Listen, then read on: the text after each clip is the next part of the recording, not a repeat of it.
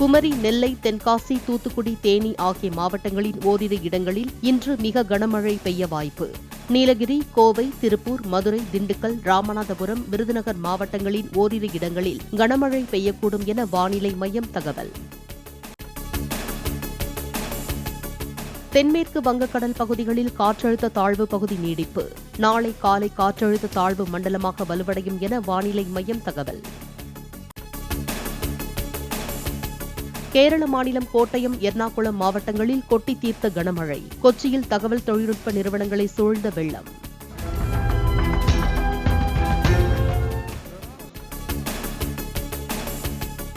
தென்மேற்கு பருவமழை கேரளாவில் மே 31ஆம் தேதி தொடங்க வாய்ப்புள்ளதாக இந்திய வானிலை மையம் தகவல். தமிழகத்தில் வழக்கத்தை விட அதிகமாக பருவமழை பொழியக்கூடும் எனவும் கணிப்பு. திருப்பூர், அவிநாசி சுற்றுவட்டார பகுதிகளில் இடியுடன் கனமழை பெய்ததால் சாலைகளில் மழைநீர் தேங்கியது.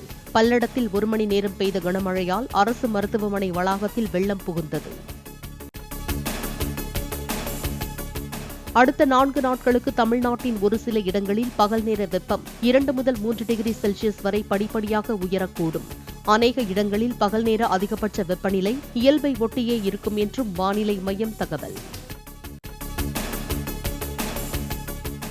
2024-25ஆம் ஆண்டின் இறுதிக்குள் 7682 புதிய பேருந்துகளும் 1500 கூண்டு புதுப்பிக்கப்பட்ட பேருந்துகளும் பயன்பாட்டிற்கு வர துரித நடவடிக்கை.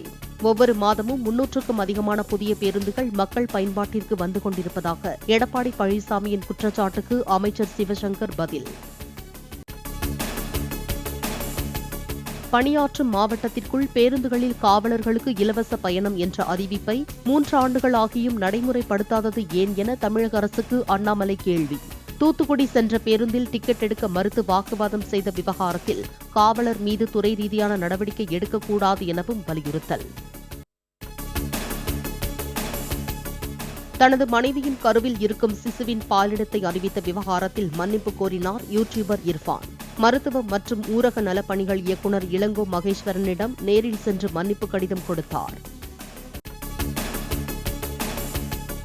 வைகாசி பௌர்ணமியையொட்டி திருவண்ணாமலையில் பக்தர்கள் குவிந்தனர்.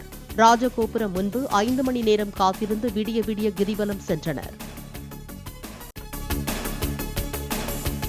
கஞ்சா வைத்திருந்ததாக தொடரப்பட்ட வழக்கில் யூடியூபர் சவுக்கு சங்கருக்கு ஜூன் 5 வரை நீதிமன்ற காவல். காவல்துறையினர் தன்னை துன்புறுத்தவில்லை என மதுரை போதைப்பொருள் தடுப்பு சிறப்பு நீதிமன்ற நீதிபதியிடம் சவுக்கு சங்கர் விளக்கம்.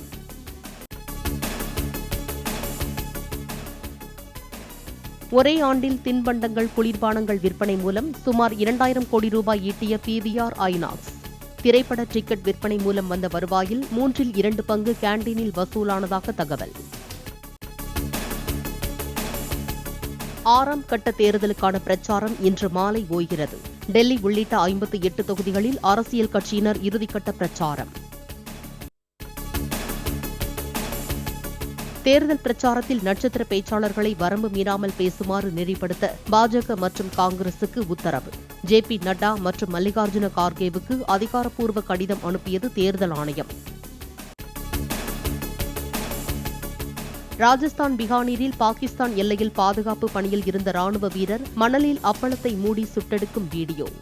பிகானாரில் 45 டிகிரி செல்சியஸ் வெப்பம் பதிவான நிலையிலும் எல்லையில் பாதுகாப்பு பணியில் ராணுவத்தினர் தீவிரம். ஏற்றுமதி தடை நீக்கப்பட்ட 3 வாரங்களில் இந்தியாவில் இருந்து 45,000 டன் வெங்காயம் ஏற்றுமதி. வங்கதேசம் மற்றும் மத்திய கிழக்கு நாடுகளுக்கு அதிகளவில் அனுப்பப்பட்டதாக தகவல். அமெரிக்காவில் இருந்து விண்வெளிக்கு சுற்றுலா சென்றபோது விண்கலத்தில் மிதந்தபடி இந்திய கொடியை காட்டிய கோபிச்சந்த் தோட்டக்குரா விண்வெளிக்கு சுற்றுலா சென்ற முதல் இந்தியர் என்ற பெருமைக்கு சொந்தக்காரரானார். வெப்பவாதம் மற்றும் நீரிழப்பு பாதிப்பு காரணமாக நடிகர் ஷாருக் கான் அகமதாபாத்தில் உள்ள மருத்துவமனையில் அனுமதி. தொடர் மருத்துவ கண்காணிப்பில் உள்ள ஷாருக் கானின் உடல்நிலை சீராக உள்ளதாக தகவல். பெங்களூரு அணிக்கு எதிரான வெளியேற்றுதல் சுற்று ஆட்டத்தில் ராஜஸ்தான் அணி வெற்றி. நாளை நடைபெறும் 2ஆம் தகுதி சுற்றில் ஹைதராபாத், ராஜஸ்தான் அணிகள் பல பரீட்சை. ஷங்கர் இயக்கத்தில் கமல் நடித்துள்ள இந்தியன் 2 படத்தின் முதல் பாடல் வெளியீடு. விஜய் எழுதிய பாரா என்ற பாடலை அனிருத் இசையமைத்து பாடியுள்ளார். மஞ்சுமல் பாய்ஸ் திரைப்படத்தை தயாரித்த நிறுவனத்திற்கு நோட்டீஸ் அனுப்பினார் இளையராஜா. குணா படத்தின் கண்மணி அன்போடு காதலன் பாடலை அனுமதியின்றி பயன்படுத்தியதற்கு உரிய இழப்பீட்டை வழங்க வலியுறுத்தல்.